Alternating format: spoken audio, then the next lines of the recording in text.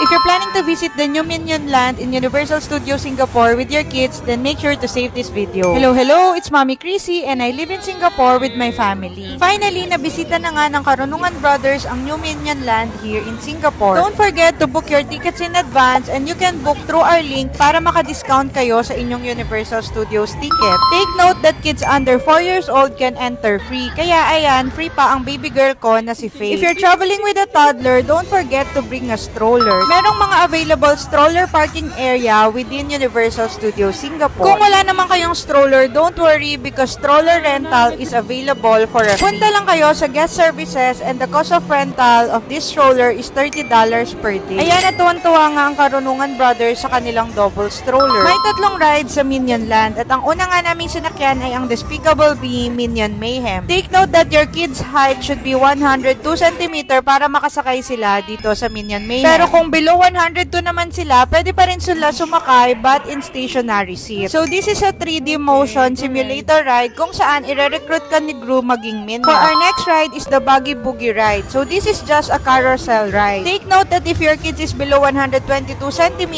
kailangan nila ng kasama sa ride. And if you're riding with a baby, kailangan nila sumakay sa stationary seat which is the Minion car. For our third and last ride is the Silly Swirly ride. Take note that if your kids is below 92 cm, hindi talaga sila pwede sumakay sa ride na to. Meron din available restaurant and food carts pero gawin ko na sa separate video. So make sure to follow for more. Bye!